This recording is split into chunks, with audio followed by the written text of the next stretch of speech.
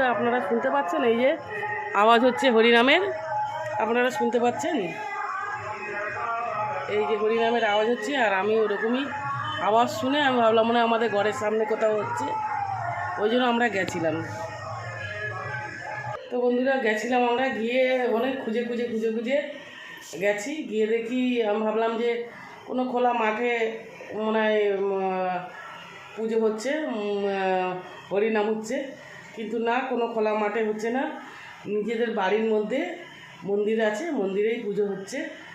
আর কালকেরই পুজো হয়ে গেছে, আজকের প্রোগ্রাম ছিল, ওই বাচ্চারা প্রোগ্রাম করছিল, ফাংশন করছিল, ওইগুলো হচ্ছিল। তো পুরো বাড়ির ভেতরে, নিজেদের বাড়ির ভেতরে হচ্ছে বলে আর আমরা ঢুকলাম না, ওই নাম হচ্ছিল ওখান থেকেই চলে এসেছি আমরা, মানে ওখানেই নাম হয়েছিল, এখন ওই ছোট বাচ্চাদের প্রোগ্রাম হচ্ছে, তো ওইটা দেখলাম। আর ওখানে পুরো ভিড় ছিল, মন্দিরে ঢোকার মতো জায়গা ছিল না, আর কারোর বাড়ির ভিতরে হচ্ছে, আমার কেমন লাগলো ঢুকতে, তো দূর থেকে প্রণাম করে চলে এসেছি আমরা।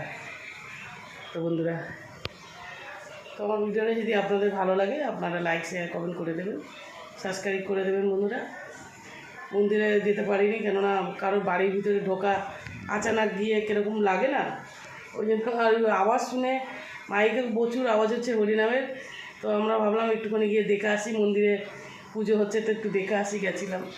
তো কী করবো, মন্দিরে ঢুকতে পারিনি, ভালো লাগলো না, চলে এলাম। ওখানে ফাংশনও হচ্ছিলো পুরো মন্দিরের গেটের কাছে, আর ওই জন্য আর গেলাম না, নাহলে ফাংশন যদি না হতো তাহলে হয়তো ঢুকে গিয়ে দেখে আসতাম। তো বন্ধুরা কী করবো, দূর থেকে প্রণাম করে চলে এসেছি। তো ভিডিওটা যদি আপনাদের ভালো লাগে আপনারা লাইক শেয়ার কমেন্ট করে দেবেন, সাবস্ক্রাইব করে দেবেন বন্ধুরা। তো চলো এখন খাবো, খেতে বসবো, 10টা বাজতে যায়। ওখান থেকে ঘুরে ঘুরে আমার দিদির বাড়িতে গেছিলাম, দিদির বাড়ি থেকেও একটু ঘুরে এলাম। তো চলো।